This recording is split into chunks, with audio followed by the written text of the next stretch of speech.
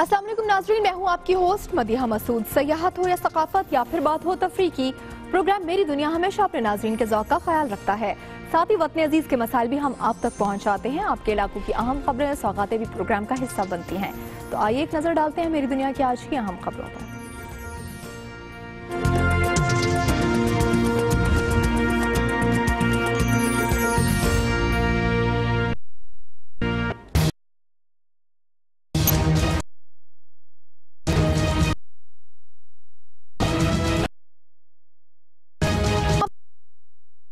बल्दियाती तीन नशस्तों पर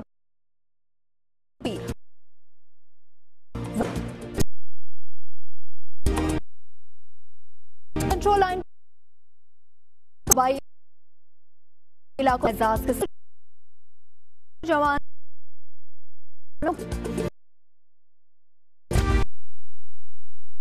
बिलाश्ता में आग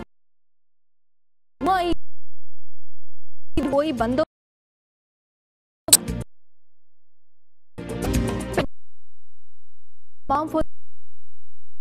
लगा जाने लगा दीगर में फरोग फैलने का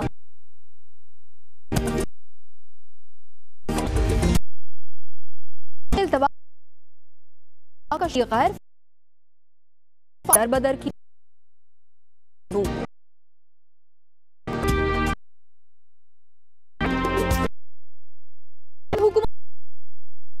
की कड़क मुकम्मल ही लेना शुरू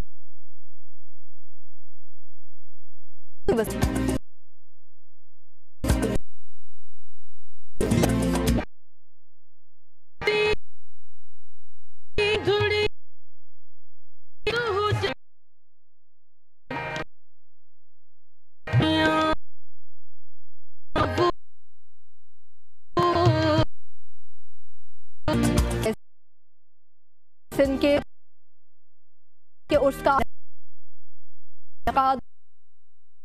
बुरफंदोज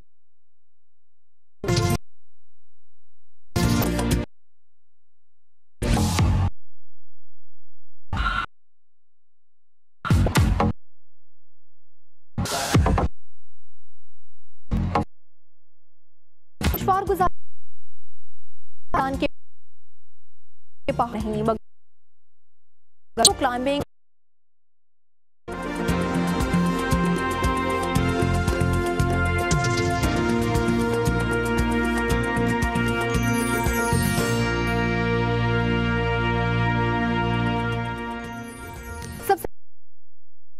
पहले हजारों की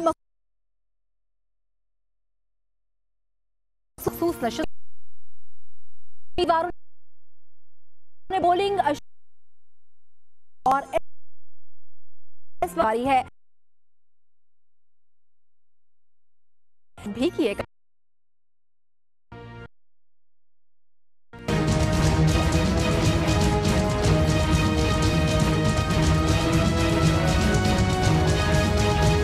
पंजाब में बल्दियाती इंतखाबात का दूसरा मरहला। आज 32,357 मखसूस नशिस्तों पर इलेक्शन हुए। लाहौर में म्यूनिसिपल और मेट्रोपॉलिटन कॉर्पोरेशन की मखसूस नशिस्तों पर इंतखाबात हुए। पोलिंग सुबह 9 बजे शुरू हुई जो 4 बजे तक बगैर किसी वक्फे के जारी रही। 25 खातीन और 10 अकलियती नशिस्तों के इंतखाबात हुए। खातीन की नशिस्तों के लिए मुस्लिम लीग नून के अलावा 4 आजाद और 2 तहरीक इंसाफ की उम्मीदवार भी शामिल थी।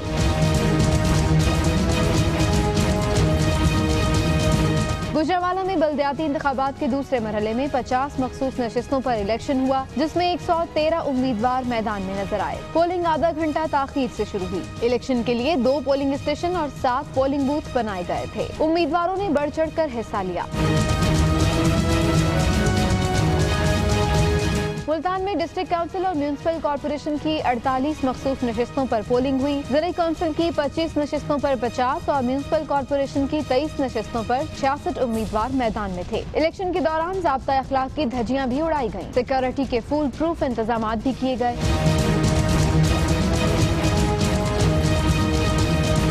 फैसलाबाद में भी बल्दियाती इलेक्शन के दूसरे मरहले के सिलसिले में इंतखाबात हुए, जिसमें राना सनाउल्लाह और शेर अली ग्रुप के दरमियान टाकरा हुआ। इलेक्शन में म्यूनिसिपल कॉर्पोरेशन की 25 और जिला काउंसिल की 24 सीटों के लिए 129 उम्मीदवार मैदान में थे। खातीन की बड़ी तादाद भी इलेक्शन में शरीक हुई।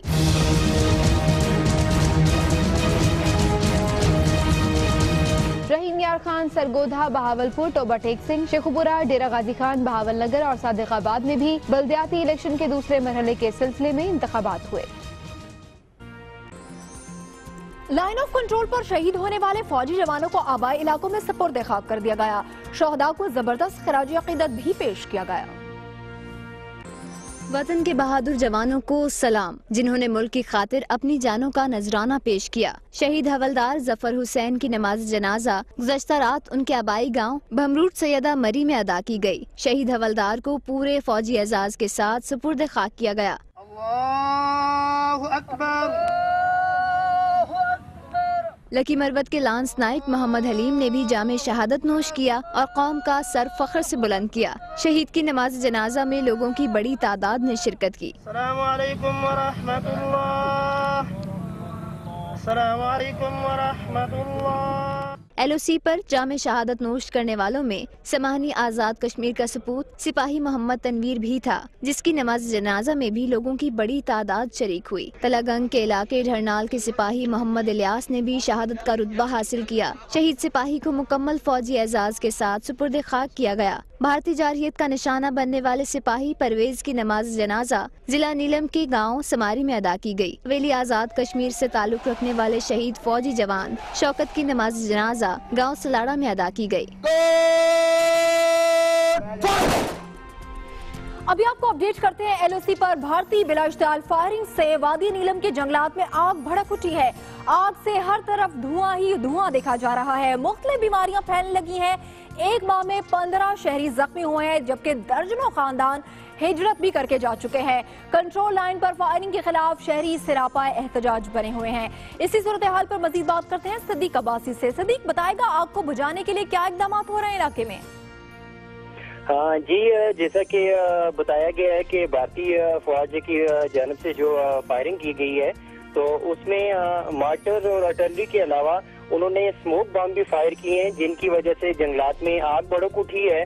और ये आग शदीद हद तक खतरनाक है और इसको बुझाना बहुत मुश्किल है, क्योंकि महकमा जंगलात की जानब से भी कोई उनके पास इतनी फोर्स नहीं है, मैन पावर नहीं है कि वो उस पर काबू पा सकें। और उसके हटके वो हर दूसरे दिन फायर करते हैं, जिससे मजीद आग लग जाती है। और आग से धुआं इतना फैल चुका है कि जो हद नजर है वो 100 गज तक महदूद होकर रह गई है और उससे आलूदगी और बीमारियां फैल रही हैं। ठीक है, बहुत शुक्रिया सदीक अब्बासी, आपने अपडेट किया।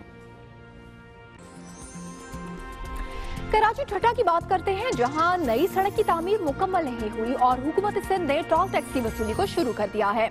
गैर कानूनी टोल टैक्स की वसूली पर आवाम सख्त नाला नजर आते हैं। इस हवाले से देखेंगे इख्तियार खोखर की रिपोर्ट।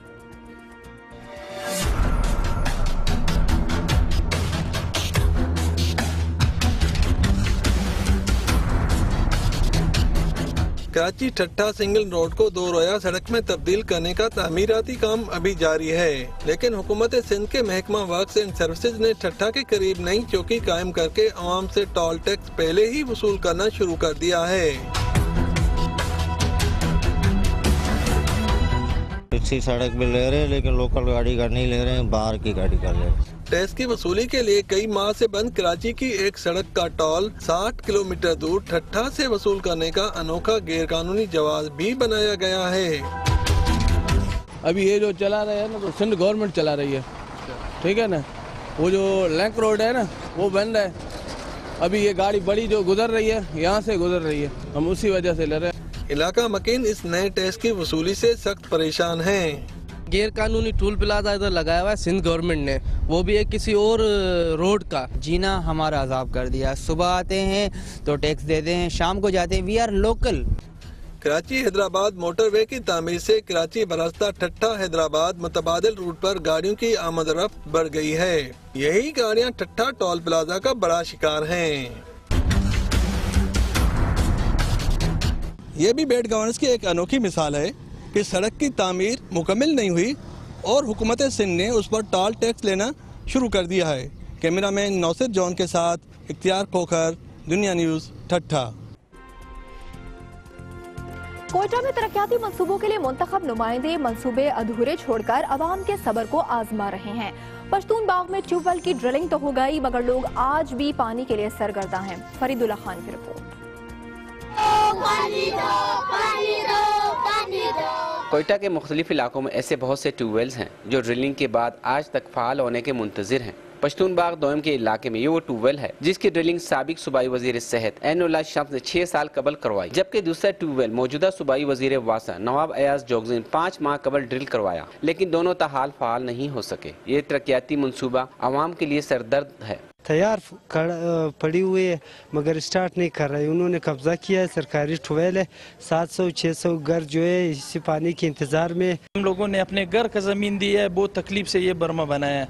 अभी वाला इसका ऑर्डर नहीं दे रहा है, इसका सब चीज मंजूर हुआ है। पश्तून बाग में ट्यूबवेल न होने के बायस पानी का बहरान है। साहिब हैसियत लोग पानी का टैंकर मंगवा कर गुजारा कर रहे हैं, जबकि सफेद पोश तबका पानी के लिए दरबदर है। हत्ता के बच्चे जिनके सालाना इम्तिहानात सर पर हैं, वो भी स्कूल जाने की बजाय दूर दराज से पानी भरने पर मजबूर हैं। हमारे इम्तिहान शुरू होने वाले हैं, हम स्कूल के बजाय पानी भरने के लिए आए। कभी माँ बोलती है जाओ पानी लाओ, कभी एक गली में जाते कभी दूसरे गली में जाते। पानी का बहुत मसला है इधर। अहलियान इलाका का कहना पानी के मसले के हल पर वासा हुक्काम की जानिब से भी तवज्जो नहीं दी जा रही है, जिसके सबब मामला दिन ब दिन गंभीर हो रहा है। कौमी खजाने से ट्यूबवेल लगाने पे करोड़ों रुपए खर्च कर दिए जाते हैं, इसके बावजूद आवाम का ये हाल है, जो अवामी नुमाइंदों की कारकर्दगी पर सवालिया निशान है।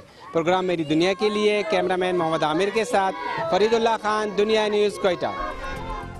अब आपको बताते हैं, गुर्बत, लाचारी और अफलास के मारे मासूम बच्चे लेडी रीडिंग अस्पताल पेशावर के सामने कचरे से मौत चुनने लगे हैं। अस्पताल अमला वार्ड्स का फजला अस्पताल के सामने ही फेंक देता है, जिसे गरीब बच्चे उठाकर बेचते हैं। ये इस्तेमाल शुदा सुरिंजें और सर्जरी के दीगर आलात मोहलिक अमराज भी बांटने लगे हैं। पेशावर से देखेंगे मसरतुल्लाह जान की रिपोर्ट। गुर्बत, बेरोजगारी, ये है वो अवामिल जिन्होंने इन मासूम पोलों को रीडिंग अस्पताल पेशावर के सामने फेंके जाने वाले फजले में रिज़्क़ हलाल ढूंढने पर मजबूर कर दिया है।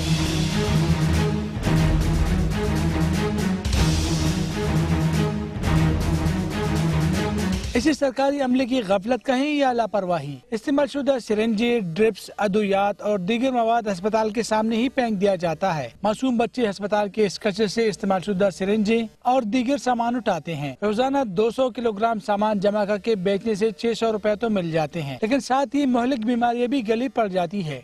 बीमारी पाँव में सिरंज घुस जाती है, हम इन जख्मों से खून निकालते हैं, एक दिन दर्द होता है। दूसरी जानिब इंतजामिया फजला अस्पताल के सामने फेंके जाने से मुकम्मल तौर पर इनकारी है। कैंटोनमेंट बोर्ड जो हम निकालते हैं वो कचरा उधर चला जाता है और जो इन्फेक्टेड होता है वो इंसुलेटर के जरिए जो है ना उसे जाया किया जाता है। सर्जरी के बाद मुख्तलिफ आलाइशें भी यहाँ फेंकी जाती है, जिससे मुख्तलिफ अमराज फैलने का खदशा है। प्रोग्राम में दुनिया के लिए कैमरामैन मोहम्मद हयात के साथ मुसरतुल्लाह, दुनिया न्यूज़, पेशावर। कहीं मत जाएगा, एक ब्रेक के बाद प्रोग्राम में शामिल है जान जोखों का खेल।